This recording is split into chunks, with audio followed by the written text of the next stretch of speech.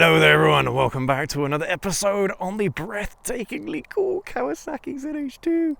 This is one of the best motorcycles I have ever bought, hands down. But is it the best in the current naked market? Because there is a lot of absolutely fantastic naked motorcycles out there in the 1000cc class and up. So let's jump on the wicked ZH2, let's go for a ride. And let me tell you, if there are any other nakeds out there that I myself would be looking to buy after I've gone my separate ways with this motorcycle. Let's jump on, let's go.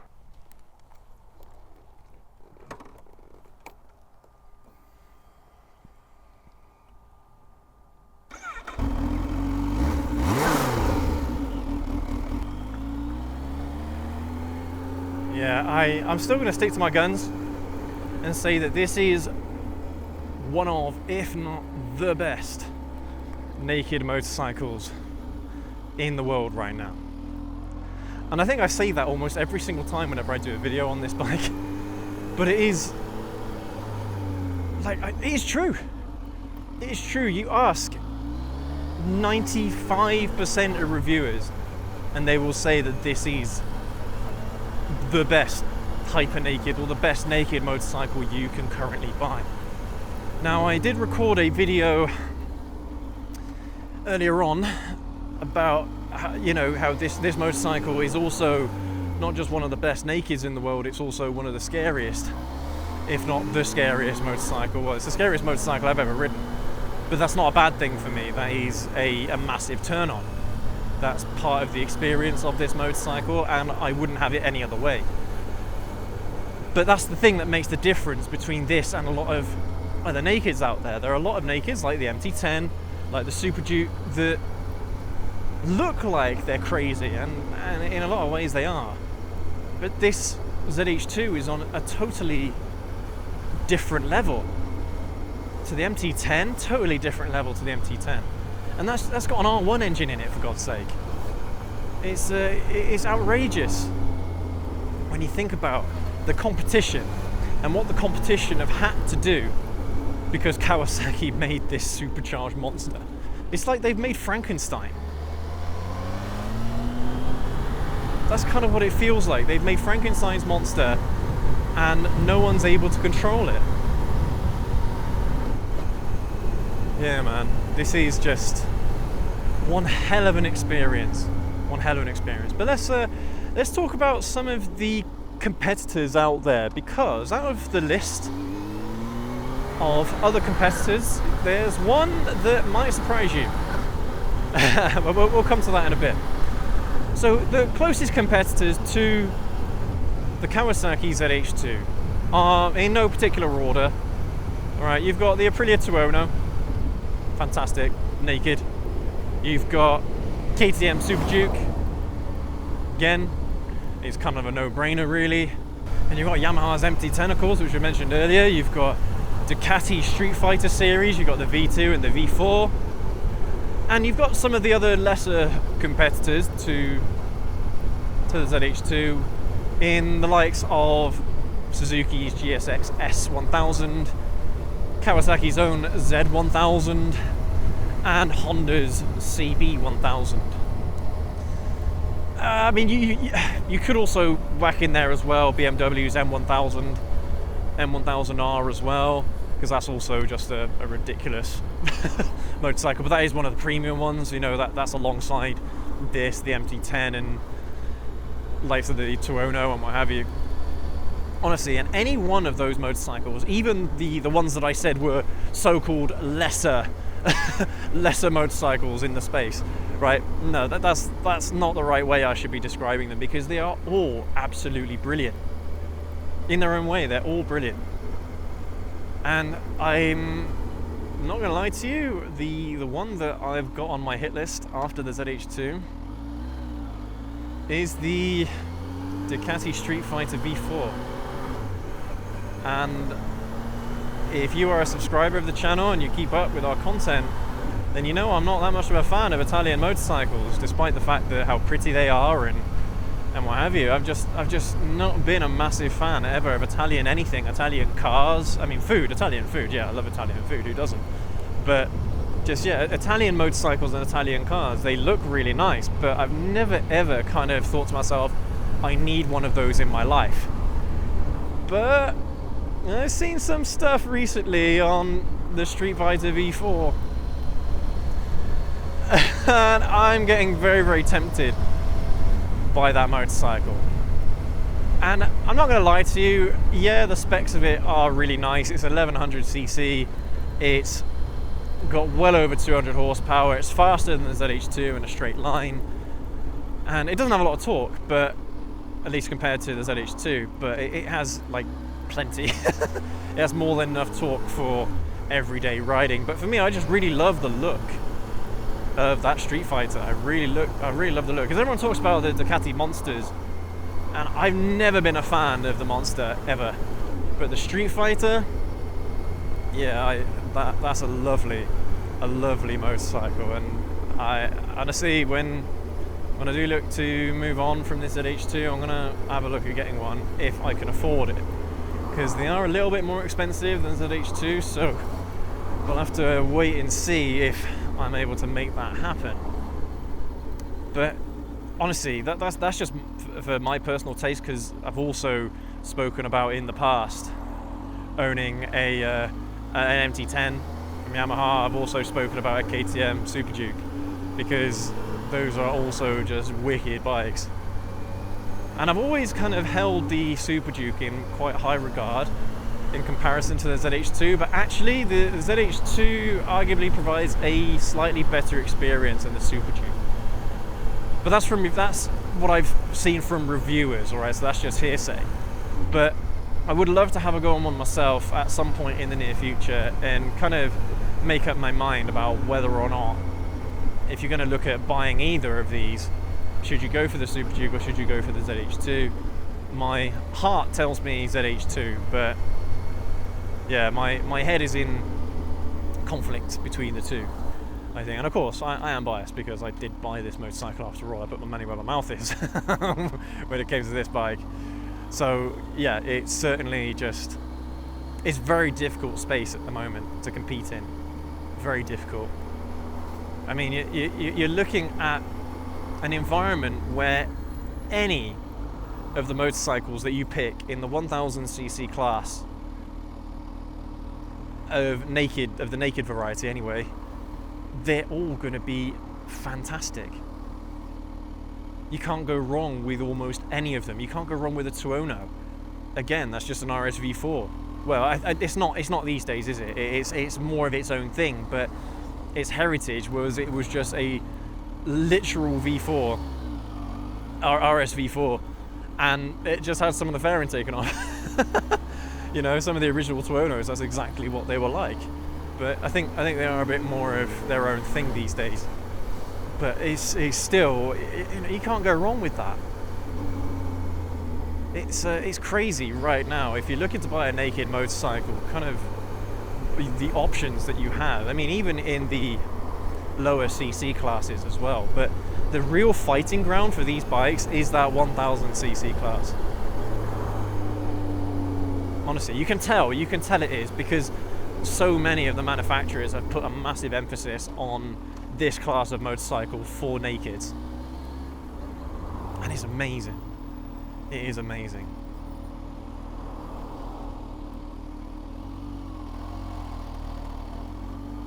Yeah, it's great, because having that competition means you're going to get better prices, more aggressive prices, and arguably better motorcycles as a result as well, because they're all having to try and outdo each other. And I am going to mention this, that I'm a stickler for Kawasaki. I mean, I always have been my whole life, but I still always appreciated all the other motorcycle brands out there. Oh my goodness, of course, you've got Triumph Speed Triple as well. How the hell could I forget that? Triumph Speed Triple, again, another just fantastic naked. Oh, damn, how did I forget that? Just absolutely brilliant. Again, another one where you can't go wrong. I don't know if I've probably missed a few others as well, but you're starting to get the picture here, where the space is very, very competitive. And despite all that, the ZH2 still comes out on top more often than not. When it comes to street riding, anyway, I'm talking about street riding. I'm not talking about track use. Arguably, I'd argue that the Tuono and the Street Fighter V4 are much better candidates if you're going to be doing track riding on your motorcycle and you want it to be a naked. Those are going to be, way better in a lot of ways to the ZH2. But for street riding, the ZH2 arguably, and I'm biased, I know, is the best. But having said that, I want to try out as many of these nakeds as I possibly can as soon as I can. As soon as I get the opportunity to have a go on some of these hyper nakeds, I'm going to take that opportunity up because I want to be proven wrong. And there are a lot of people out there, and I count myself as well included, they stick to a brand. You know, you buy BMW, you stick with BMW. You're a fan of BMW, you stick with BMW. You like Honda, you stick with Honda. You're a Yamaha bloke, you stick with Yamaha. Or Yamaha gal, you stick with Yamaha. And so I totally understand that it's difficult to move away from a brand when you've experienced one of their bikes and you just think, wow, this is one of the best experiences I've ever had. But I promise you, if you give the ZH2 a go, you will want one for yourself. If you are, I don't know, if you're like me anyway, all right, you will want one for yourself. If you're into roller coasters and you're into fast sort of scary rides at theme parks, then yeah, you're gonna want one of these. Honestly, you're gonna want one. It's so good. It's so good. And I mean, reviewers, that's the kind of consensus as well from reviewers, that despite the fact that you've got motorcycles like the MT10, like the Street Fighter V4, they still don't have the same bite that the ZH2 does. And I'm not surprised. I'm absolutely not surprised. This is just one of the best experiences I've ever had on a motorcycle, hands down. I mean, I can't... There are no motorcycles that I can compare this to. Alright, it's such a unique and just amazing experience that... it's one of the best motorcycles... I'm going to say it. The best motorcycle I've ever had. Hands down. It is, honestly, one of the best, I keep saying one of, the best motorcycle I've ever owned, up to this point. And that's saying something. When you've got a ZZR 1400 in your garage, there are a lot of people out there, see some of the comments, there are a lot of people out there that will hands down flat out say that bike is the best motorcycle ever made, the ZZR 1400, because it's a competitor to the Hayabusa and all that stuff. You've got all that heritage there. I'm telling you, this is one of the best motorcycles in the world and arguably the best I've ever ridden. No, not arguably, it is the best I've ever ridden. I absolutely love this motorcycle just for everyday riding, for when you want that adrenaline experience, when you want to commute, everything you want to do on this motorcycle is perfect for.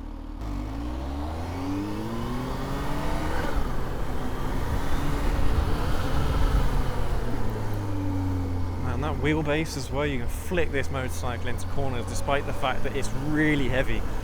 I think this is the heaviest naked motorcycle on the market as well, but it doesn't feel it. When you ride it, it really doesn't feel that way. Honestly, guys and gals, there are so many good things that I can say about this motorcycle, and for my mind, it is the best. Yes, you are paying a premium for it compared to some other naked motorcycles, and I mean, maybe we should at some point in the future do a video about the best naked motorcycles within a particular price range. But if money was no object, ZH2 every time. ZH2 every time for me. But if money is an issue, then that will totally change the landscape of any kind of comparison. You know? I mean, to be fair, we could probably go into that a little bit here in today's video, why not? All right, if you are looking maximum of £12,000 new, let's say new, all right, used obviously you're going to be looking at a few £1,000s less, but new, from new, I would arguably say that the MT10 is perhaps the best naked in that price range. Again, that's a motorcycle I've always wanted, and if I couldn't afford the ZH2, the MT10 was going to be my second choice. So, you know, I was serious about getting an MT10, really serious about it, and I'm still serious about it to this day. But honestly, yeah, you can't go wrong with that. And if you're looking cheaper than that, this is where it gets tough. If you're looking at sub £10,000, then it's a shootout between the GSX-S 1000 from Suzuki and the Z1000 from Kawasaki.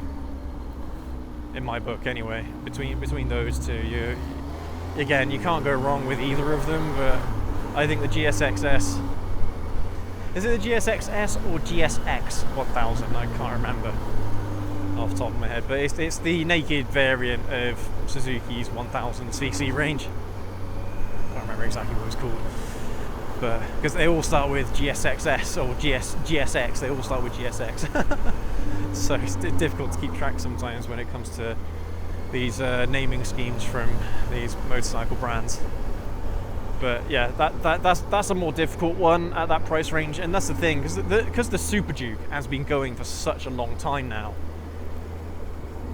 You could get a Super Duke at a really good price these days. Honestly, what, like 6k? Between 5 and 10k, you could get yourself a Super Duke. So again, like that plays into the whole problem here. And arguably, the Duke isn't going to be as reliable. Arguably, now KTM, honestly, a lot of the motorcycles they make are absolutely fantastic, and they've got to be hard wearing because they specialised, at least in the past, they specialised in dirt bikes. So it makes sense that they would make motorcycles that were really hard wearing. So arguably the Duke is still going to be a reliable motorcycle, and because it's a parallel twin as well, it's a much simpler engine design. So yeah, in a lot of ways the Super Duke should be reliable, but compared to the Japanese brands, it's difficult to say whether or not the Super Duke can keep up in terms of reliability, at least anyway. Yeah, guys and gals, for my mind, alright, if it's a shootout between all the different nakeds, the ZH2 takes the cake, takes the crown every time for me, and it always will until someone does something similar, another brand does something similar, because this is a mad motorcycle, I'm not going to lie to you. This is a crazy motorcycle. It defies logic in a lot of ways, and so I have to thank Kawasaki for releasing a motorcycle like this in a market that is so heavily saturated with fantastic nakeds. So yeah, all credit to them for doing this, and that's why this is one of the best nakeds on the planet, if not the best. In my mind, the best, but like I said, I'm biased. But I do try to keep an open mind when it comes to buying motorcycles, because there are people out there with different tastes, different wants, different needs when it comes to their motorcycle experiences. So it's always difficult to 100% recommend a motorcycle, because it's not going to be a one-size-fits-all affair. All right, so keep that in mind. But I would encourage you to keep the ZH2 in your crosshairs. All right, keep the ZH2 in the back of your mind next time you are looking to buy a 1000cc naked motorcycle, and give it a test ride. All right, there's absolutely nothing wrong with you giving this motorcycle a test ride. So go ahead and do that. I'd always recommend that you test ride the bikes that you're looking to buy anyway, just as a rule of thumb, because it just confirms your suspicions. You know, if you suspect that a particular motorcycle is going to be the one for you, test ride it and you'll know for sure. And don't be afraid to compare either. All right. But as always, guys and gals, leave a like, get subscribed, let me know what you think down in the comment section below around the ZH2 and other nakeds of this same class. Because yeah, I'm always curious to hear what you guys have to say about the best nakeds that are around at the moment. So yeah, let me know in the comments, and we will catch you all in the next video. Have a good one.